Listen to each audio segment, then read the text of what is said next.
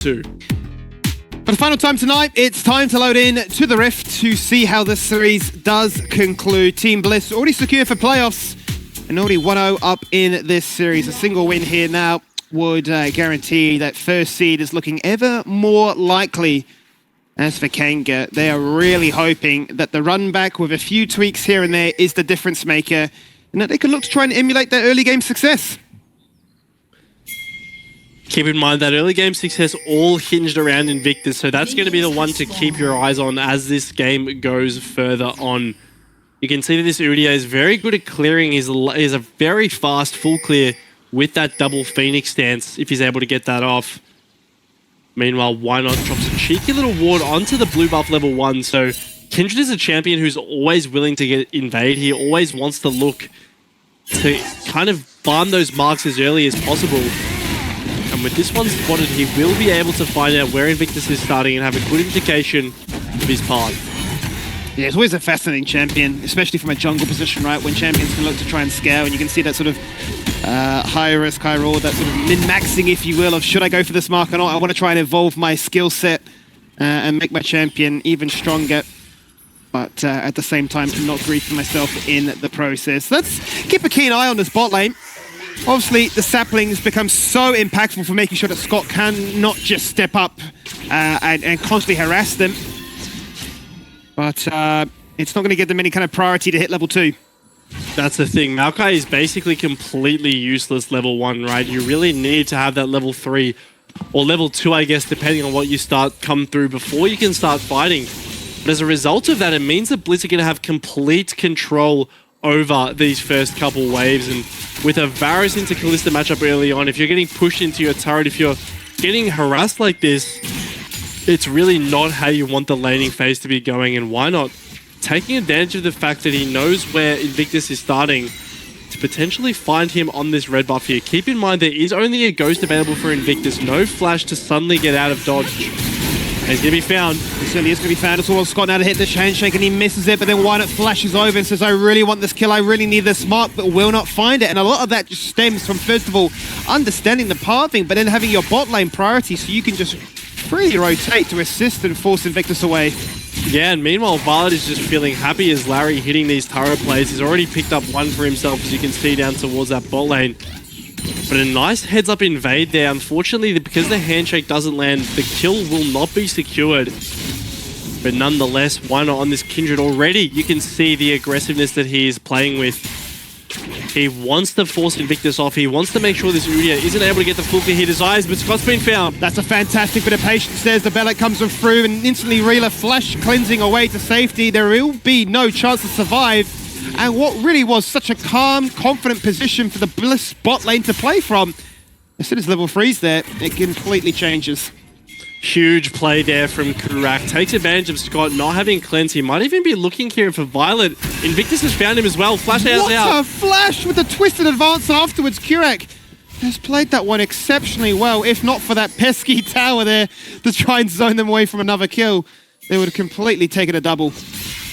Yeah, smart pathing from Invictus to come back towards that bot side there. Forces out the summoner spells from Violet. And once again, KNG having a decent early game, right? It's a nice little play there onto Scott, kind of taking advantage of a window where Bliss fall asleep at the wheel a little bit, not respecting the damage to come out from KNG. And that will result in first blood going over. But meanwhile, Why Not feeling so good about all the counter jungling. He's influential the lane states are to your jungling, and luckily the pause is not too long at all. We're right back into the action. Thankfully for everybody involved, we're straight back into the action. So let's see how this bot lane continues to take place, because we mentioned it quite early on into this one, right? Obviously you want to be quite aggressive as the Renata to try and zone them away, utilizing your double that's snapped up there by Woodon. Does it look any better for the matchup? Because it seems like a classic case of you rush the anti-heal as the Cassante and the Aatrox tends to cry. Bramble Vest certainly a really nice pickup there. You also have a decent bit of solo kill threat once you do eventually work your way towards that Iceborne Gauntlet. If that is what Biopanther wants to go for here. Oh, we can see in terms of solo kill threat, I mean, this mid lane, it feels like this matchup has just not been going well for Ryu Fury today already.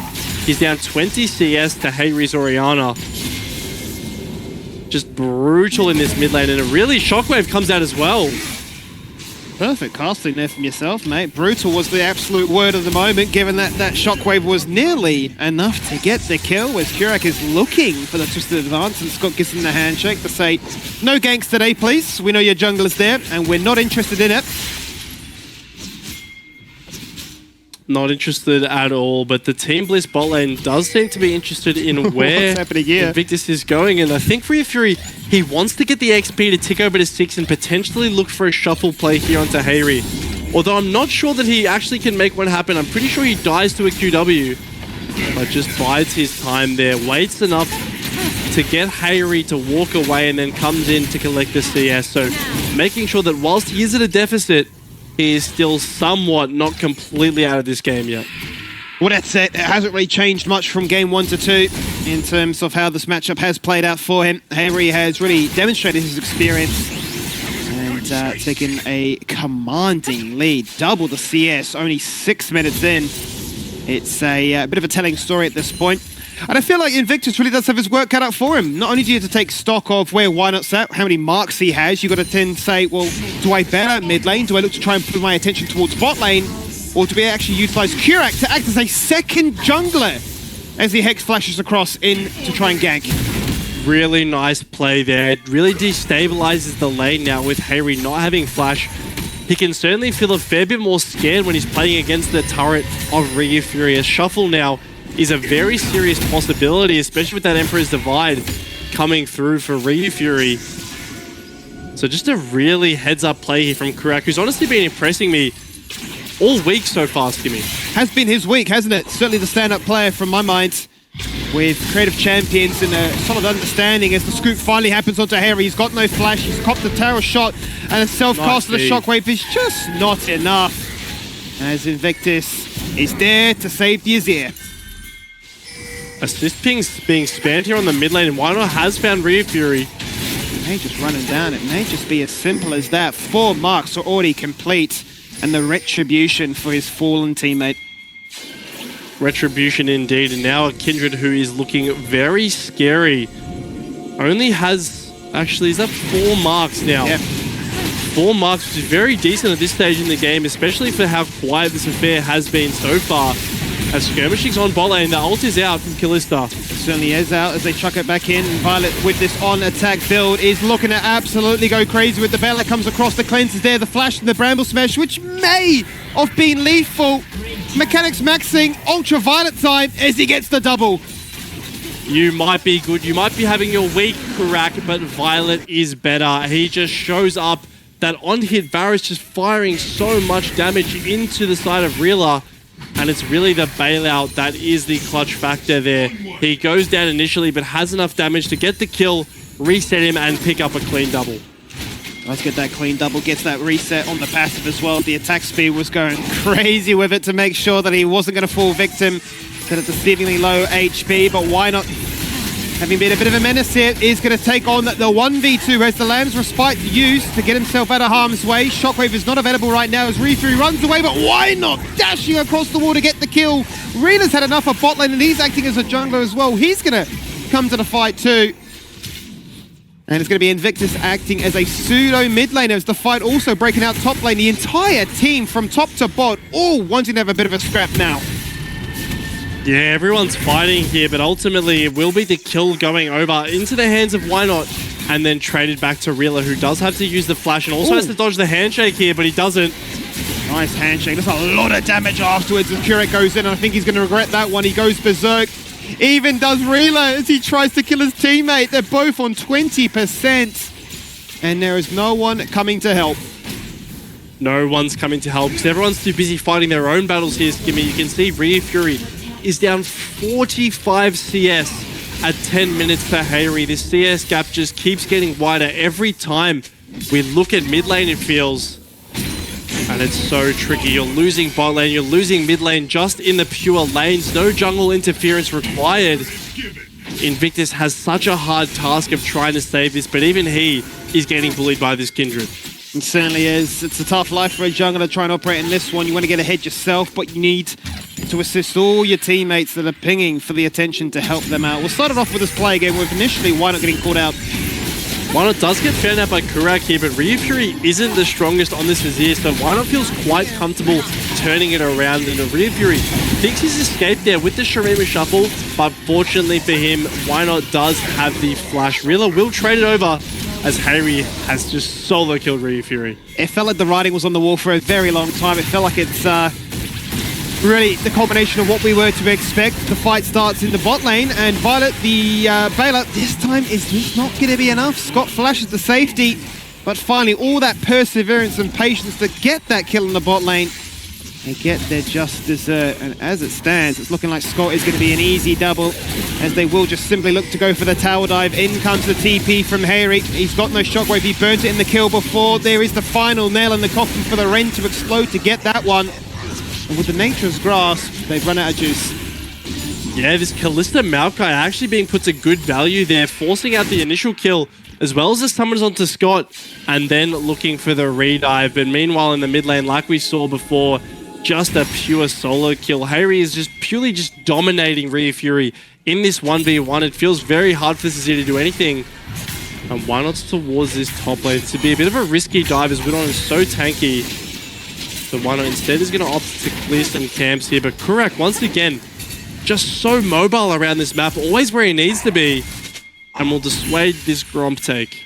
Yeah, he's been really keen to try and find matters elsewhere.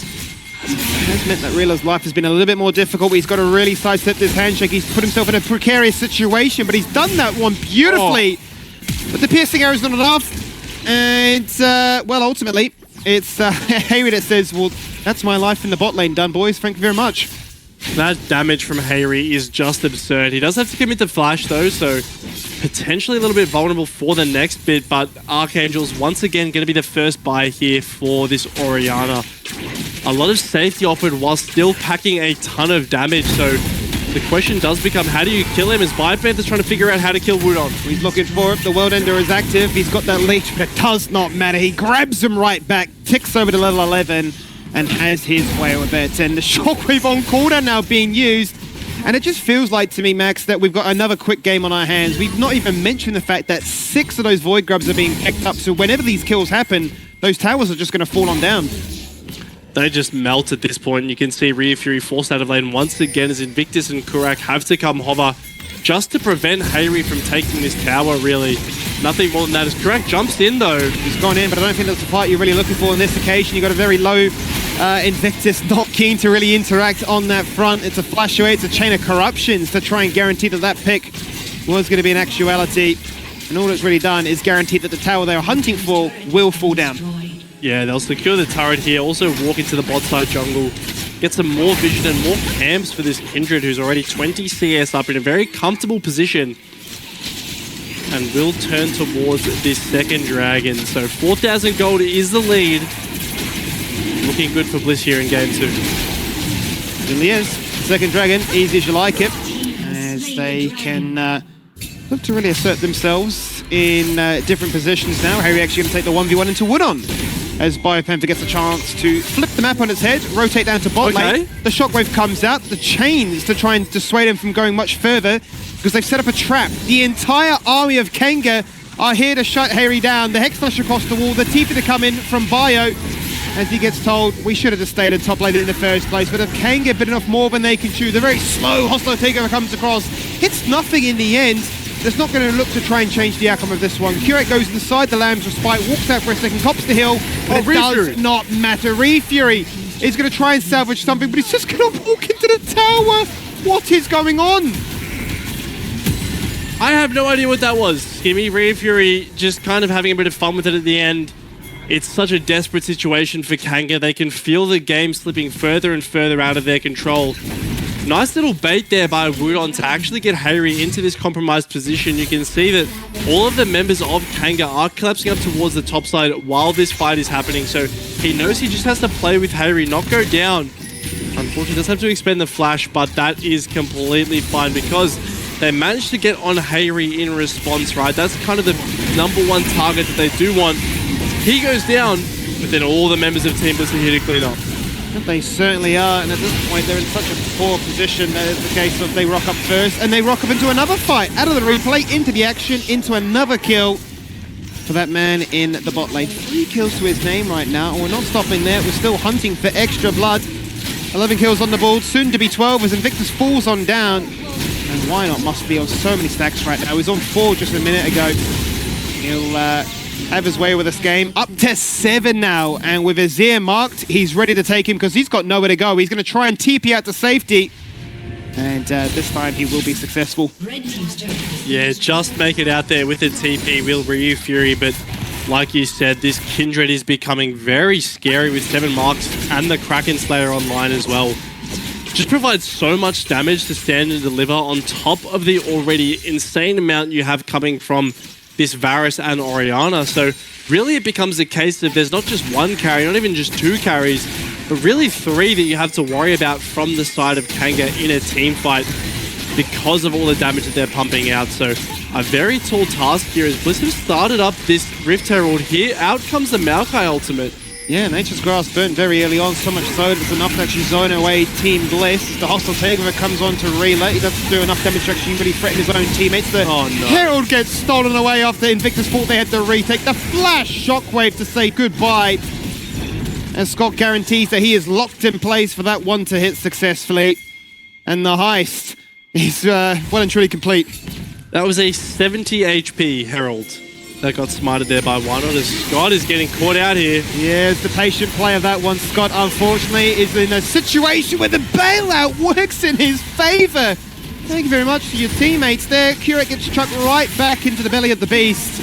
And even then realizes, I'm level 7. I just don't want to be here right now, guys. Really forced the flash. The tower's in shambles. Invictus hiding out of vision, waiting for Wynot to go for the face check. But the Phoenix Flames, certainly not enough to threaten him back.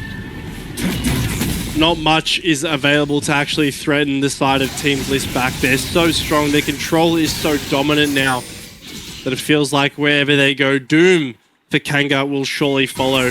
You can see there, even getting shoved under the turret isn't enough to kill the support of Team Bliss because the bailout is enough to come through. And it's really at a point where this Azir isn't even in the same stratosphere as Orianna. That is, yeah, not a pretty sight to see when Scott, the support, is more fed than the enemy mid laner. Not very often you tend to see that kind of stat, but that is just where we're at right now. Hayri has played this series, I don't want to say flawlessly because there's definitely been some errors, but it very much feels that way.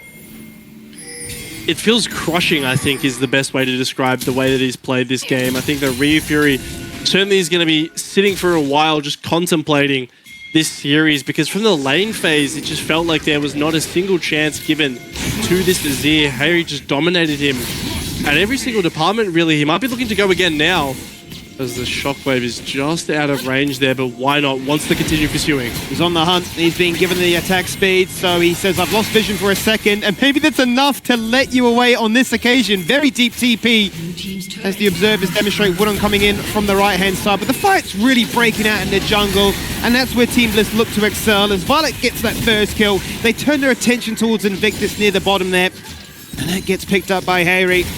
And from top to bottom, their members are just so fed that Kanga have nowhere to go. They're just stuck inside their base. Stuck inside their base. You can see Woodon TP'd here, but isn't actually able to make anything of it. You can see now with the Herald being summoned, he will eventually base. So just a tragedy here as the gold lead just surpasses 10k rather. Ryu Fury going down once again as this army of Void Grubs plus the Herald is taking down the bot lane turret. It's too much. It really is. The 6th member on their team right now, they have an army of Voidlings ready to get done in bot and mid, and those inhibitors are dead to rights right now. A bit of desperation to try and get rid of Wynot, but he's undeterred by this one. You're waiting for that shockwave to be up in the next 10 seconds. And look to see what Harry can conjure up this time here as that base completely shattered. Only the top lane now left to try and put a bow on things, but they can disengage away to safety with 2 dragons to the name already. The 3rd one right there on their doorstep, but the Baron has just spawned. I mean, this really does feel like a shellacking. A shellacking is a good way to describe it. I don't really know what Kanga can look for here as Hayri. Just 1v5, standing alone in the mid lane here. Complete confidence. And like you said, the Baron is going to be the next objective, if for no other reason than that it is next mark for Wynot. He wants to continue scaling on this Kindred. and it will be in the sides here. I don't think KNG can do anything but watch as this is taken for Bliss. Yeah, wouldn't be able to have that luxury as they have no vision. Obviously we do, but they don't know what is going on. That has to be expected. I think the silver lining or the second prize for them would be, can we deny away the soul point? Can we at least get some form of saving face here? Because this game has been very one-sided. Yes, we've had a few kills in particular here for Rela, but this game has been far from close. They're going to look to try and put a bow on things now. 9 stacks of the mark here for the Kindred. So much range, so much damage as they look to try and now take that final inhibitor. Fury has made a flanking TP here. This is going to be a last desperation play for the start of KNG. And they jump then to look to try and take down Violet. The shove back knocks down 4, but is it enough? It doesn't seem to be that way right now as they dance inside that Lamb's Respite, but it's not going to provide them any kind of immunity. It is the clean ace without Kurak falling on down. One is going to run him down and make sure that the ace graphic does in fact pop up on our screen, but he may be denied as the team actually TP it and say, give us that ace before we end this game. Might be a bit of a race between him and his team as they say, forget that one, end it right here and now.